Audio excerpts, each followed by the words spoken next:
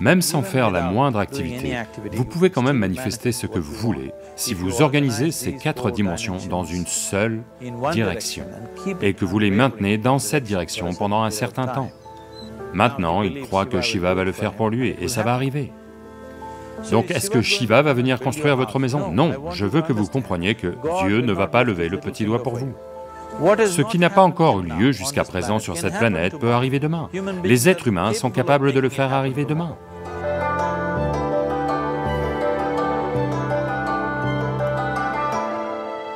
Tout ce que nous, en tant qu'êtres humains, avons créé sur cette planète a essentiellement d'abord été créé dans notre mental. Tout ce que vous voyez, qui est le travail de l'homme sur cette planète, c'est d'abord exprimé dans le mental, puis ça s'est manifesté dans le monde extérieur. Les merveilles que l'on a faites sur cette planète et les horreurs que l'on a faites sur cette planète, toutes sont parties du mental humain. Donc si l'on se soucie de ce que nous créons dans ce monde, il est extrêmement important que tout d'abord, nous apprenions à créer les bonnes choses dans notre mental. Comment maintenir notre mental? Si on n'a pas le pouvoir de maintenir notre mental tel qu'on le veut, ce que l'on crée dans le monde sera également très accidentel et aléatoire. Donc apprendre à créer notre mental tel qu'on le veut est la base pour créer le monde tel qu'on le veut. Il y a une merveilleuse histoire dans la tradition yogique. Un certain jour, un homme part marcher. Il part faire une longue marche. Accidentellement, sans le savoir, il entre au paradis. Chanceux, n'est-ce pas? Il marche simplement et atterrit au paradis. Après cette longue marche, il se sent un peu fatigué. Alors il se dit, « Oh, je suis fatigué, j'aimerais pouvoir me reposer quelque part. » Il regarde autour, là, il y a un bel arbre, sous lequel il y a une herbe très tendre. Donc, c'est attrayant, il va y poser la tête et s'endort. Au bout de quelques heures, il se réveille, bien reposé, et se dit, « Oh, je suis bien reposé, mais j'ai faim, j'aimerais avoir quelque chose à manger. » Et il pense à toutes les belles choses qu'il a toujours voulu manger dans sa vie. Et instantanément, toutes ces choses apparaissent devant lui. Vous devez comprendre que là-bas, le service est comme ça. Les gens qui ont faim ne posent pas de questions. La nourriture arrive et ils mangent. Une fois l'estomac plein, ils pensent, « Oh, j'ai le ventre plein, j'aimerais avoir quelque chose à boire. » Toutes les bonnes choses qu'il a toujours voulu boire, il y pense et tout apparaissent, juste devant lui. Les gens qui boivent ne posent pas non plus de questions, donc ils boivent. Maintenant, avec un peu d'alcool en lui, vous savez, Charles Darwin vous a dit, « Vous étiez tous des singes, votre queue est tombée. » Pas moi. Charles Darwin vous a dit que vous étiez tous des singes, et que votre queue est tombée, et que vous êtes devenus humains. Oui, la queue est à coup sûr tombée. Mais le singe, en yoga, on qualifie toujours un mental non établi de markata, ce qui veut dire un singe. La raison pour laquelle on qualifie le mental de singe, c'est que... Quelles sont les qualités d'un singe? L'un des aspects du singe, c'est son mouvement inutile. Et un autre aspect du singe, c'est que, si je dis, vous singez quelqu'un, qu'est-ce que ça veut dire? Imitation. Singe et imitation sont devenus synonymes. Donc, ces deux qualités essentielles d'un singe sont tout à fait les qualités d'un mental non établi. Les mouvements inutiles, vous n'avez pas besoin de les apprendre du singe, vous pouvez les apprendre au singe. Et imiter est le travail à temps plein du mental. Donc, lorsque ces deux qualités sont actives, un mental est qualifié de singe. Donc ce singe est devenu actif en lui. Il regarde juste autour de lui et se dit, que diable se passe-t-il ici? Je demande à manger, de la nourriture arrive, je demande à boire, des boissons arrivent, et il doit y avoir des fantômes par ici. et des fantômes arrivent. Oh, les fantômes sont arrivés, ils vont m'encercler et me torturer, pense-t-il. Immédiatement, les fantômes l'encerclent et commencent à le torturer. Puis il se met à crier de douleur et dit, « Oh, ils vont me tuer !» Et il meurt. Il venait juste de dire qu'il était un être chanceux. Le problème, c'est qu'il était assis sous un kalpavriksha, un arbre à souhait. Il demande de la nourriture arrive, il demande à boire, des boissons arrivent, il demande des fantômes arrivent, il demande la torture arrive, il demande la mort a lieu. Maintenant, ne vous mettez pas à chercher ces kalpavriksha dans la forêt. Vous pouvez à peine trouver un arbre ces jours-ci. Un mental bien établi, un mental qui est dans un état de samyukti est appelé un kalpavriksha. Si vous organisez votre mental à un certain point, cela organise à son tour l'ensemble du système. Votre corps, vos émotions, vos énergies, tout s'organise dans cette direction. Une fois que toutes ces 4 dimensions en vous, votre corps physique, votre mental, vos émotions et les énergies fondamentales de la vie sont organisées dans une seule direction. Une fois que vous êtes comme ça, tout ce que vous souhaitez a lieu, sans même lever le petit doigt, on va dire. Ça aiderait d'assister la chose par de l'activité, mais même sans faire la moindre activité, vous pouvez tout de même manifester ce que vous voulez, si vous organisez ces 4 dimensions dans une direction et les maintenez dans cette direction un certain temps. En ce moment, le problème avec votre mental, c'est que, à tout moment, il change de direction. C'est comme si vous voulez aller quelque part, et tous les 2 pas, vous changez de direction. Il est très peu probable que vous arriviez à destination, à moins que ça n'arrive par chance. Donc, en organisant notre mental et, par conséquent, l'ensemble du système, et ces 4 dimensions de base de ce que vous êtes en ce moment dans une seule direction, si vous faites ça, vous êtes vous-même un kalpavriksha. Tout ce que vous souhaitez va avoir lieu. Mais en ce moment, si vous regardez vos vies, tout ce que vous avez souhaité jusqu'à présent, si ça arrive, vous êtes fini. Toutes les choses et tous ceux que vous avez désirés, si tout ça atterrit dans votre maison aujourd'hui, pourriez-vous vivre avec ça?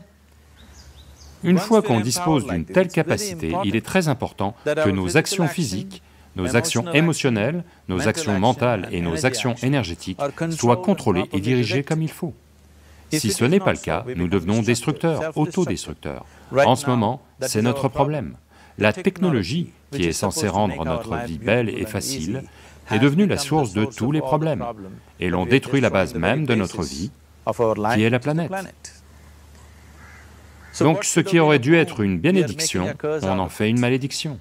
Ce qui nous a apporté des niveaux incroyables de confort et de commodité au cours des 100 dernières années, est aussi devenu une menace pour notre vie, simplement parce que nous ne sommes pas dans une action consciente, nous sommes dans un état d'action compulsif. Donc organiser notre mental correspond essentiellement à passer d'un état d'activité compulsif à un état d'activité conscient. Vous avez peut-être entendu parler de gens qui demandent quelque chose et pour qui ça se réalise au-delà de toute attente. En général, cela arrive à des gens qui sont dans la foi. Maintenant, disons que vous voulez construire une maison. Si vous commencez à penser, « Oh, je veux construire une maison, pour construire une maison, j'ai besoin de 50 000, mais je n'ai que 50 roupies dans ma poche. Pas possible, pas possible, pas possible. » Dès l'instant où vous dites « pas possible », vous dites également « je n'en veux pas ». Donc à un niveau, vous créez le désir de vouloir quelque chose, à un autre niveau, vous dites « je ne le veux pas ». Donc dans ce conflit, ça pourra ne pas avoir lieu. Quelqu'un qui a une certaine foi, en un dieu ou en un temple ou autre, qui est simple d'esprit, la foi ne fonctionne que pour ceux qui sont simples d'esprit. Les gens qui pensent, les gens qui réfléchissent trop, pour eux ça ne marche jamais. Une personne enfantine qui a une foi simple, en son dieu ou en son temple ou autre, il va au temple et dit « Shiva, je veux une maison, je ne sais pas comment, tu dois le faire pour moi. » Maintenant, dans son mental, il n'y a pas de pensée négative. Cela va-t-il se produire? Cela ne va pas se produire? Est-ce possible? Est-ce impossible? Ces choses sont complètement supprimées par le simple acte de foi. Maintenant, il croit que Shiva va le faire pour lui et ça va arriver.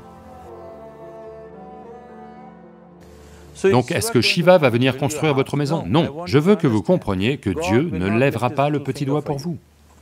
Ce que vous appelez Dieu est la source de la création. En tant que créateur, il a fait un travail phénoménal, il n'y a aucun doute là-dessus. Pouvez-vous penser à une meilleure création que celle-ci? Est-ce que quiconque a l'imagination pour penser quelque chose de mieux que ce qui est là tout de suite? Donc en tant que créateur, il a merveilleusement bien fait son travail. Mais si vous voulez que la vie ait lieu comme vous la souhaitez, parce que là maintenant, le cœur même de votre bonheur et de votre bien-être est ceci, s'il se trouve que vous êtes malheureux, la seule et unique raison pour laquelle vous êtes malheureux est que la vie n'a pas lieu de la façon dont vous pensez qu'elle devrait avoir lieu. C'est tout. Donc si la vie n'a pas lieu comme vous pensez qu'elle devrait avoir lieu, vous êtes malheureux. Si la vie a lieu comme vous pensez qu'elle devrait avoir lieu, vous êtes heureux. C'est aussi simple que ça. Donc pour que la vie ait lieu de la façon dont vous pensez qu'elle devrait avoir lieu, en premier lieu, la façon dont vous pensez, avec quel niveau de concentration vous pensez, le degré de stabilité de votre pensée et le degré de réverbération du processus de pensée vont déterminer si votre pensée va devenir réalité ou s'il s'agit simplement d'une pensée vide, ou si vous ne créez aucun obstacle à votre pensée en créant un processus de pensée négatif. Ce possible, telle chose est-elle possible ou pas possible, détruit l'humanité. Ce qui est possible et pas possible n'est pas votre affaire, c'est l'affaire de la nature. Votre affaire est juste de vous efforcer d'atteindre ce que vous voulez. Là maintenant, vous êtes assis ici. Si je vous pose deux questions simples, je veux que vous regardiez simplement ceci et y répondiez. Là maintenant, de là où vous êtes assis, pouvez-vous simplement vous envoler? Vous allez dire non. Là maintenant, de là où vous êtes assis, pouvez-vous vous lever et marcher? Vous allez dire oui. Sur quoi cela repose-t-il?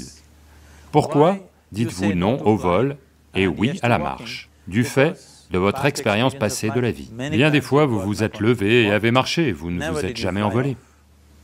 Ou en d'autres termes, vous vous basez sur l'expérience passée de la vie pour décider si quelque chose est possible ou non.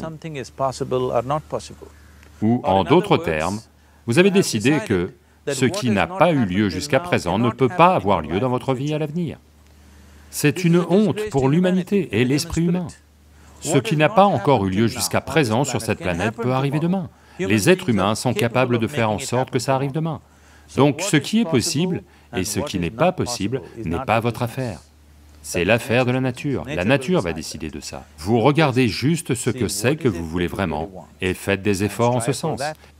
Et si votre pensée est créée de manière puissante, sans aucune négativité, sans aucune pensée négative faisant baisser l'intensité du processus de pensée, la première chose et la plus importante est que vous devez être clair, qu'est-ce que c'est que vous voulez vraiment? Si vous ne savez pas ce que vous voulez, la question de le créer ne se pose pas. Si vous regardez ce que vous voulez vraiment, ce que tout être humain veut, c'est... il veut vivre joyeusement, il veut vivre paisiblement. En ce qui concerne ses relations, il veut qu'elles soient aimantes et affectueuses. Ou en d'autres termes, tout ce que tout être humain recherche, c'est de l'agréable en lui-même, de l'agréable autour de lui. Cet état agréable, s'il a lieu au niveau de notre corps, on appelle ça la santé et le plaisir. S'il a lieu au niveau de notre mental, on appelle ça la paix et la joie. S'il a lieu au niveau de nos émotions, on appelle ça l'amour et la compassion. S'il a lieu au niveau de notre énergie, on appelle ça la félicité et l'extase. C'est tout ce qu'un être humain recherche. Qu'il aille au bureau pour travailler, il veut gagner de l'argent, bâtir une carrière, fonder une famille, il va s'asseoir au bar, au temple, il cherche toujours la même chose, de l'agréable en lui, de l'agréable alentour. Si c'est cela que l'on veut créer, je pense qu'il est temps d'aborder la chose directement et de nous engager à le créer. Donc vous voulez faire de vous-même un être humain paisible, un être humain joyeux, un être humain aimant et un être humain agréable à tous les niveaux, et voulez-vous aussi un monde comme ça? Un monde de paix, un monde d'amour, un monde de joie? Non, non, je veux de la verdure, je veux de la nourriture. Quand on dit un monde joyeux, ça veut dire que tout ce que vous voulez s'est produit. Donc c'est tout ce que vous recherchez. Donc tout ce que vous avez à faire est de vous engager à le créer, à créer un monde de paix, de joie et d'amour, à la fois pour vous et tous ceux qui vous entourent. Si tous les jours le matin vous commencez votre journée avec cette simple pensée dans votre mental, aujourd'hui, où que j'aille, je vais créer un monde de paix, d'amour et de joie. Si vous chutez 100 fois dans la journée, quelle importance? Pour une personne engagée, l'échec n'existe pas. Si vous tombez 100 fois, 100 leçons à en tirer. Si vous vous engagez comme ça, à créer ce qui vous tient vraiment à cœur, maintenant votre mental s'organise.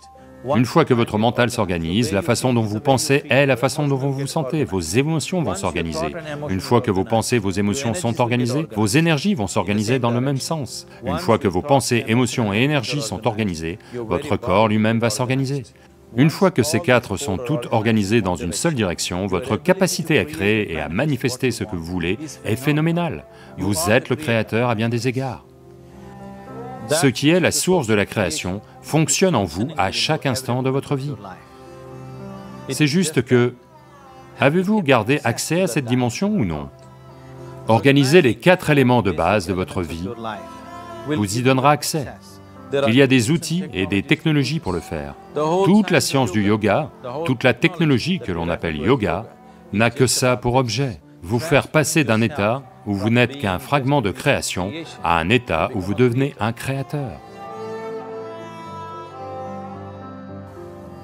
C'est mon souhait et ma bénédiction que chaque être humain de ce monde ait accès à la source de la création en lui-même pour qu'il puisse fonctionner ici en tant que créateur, pas juste en tant que fragment de création.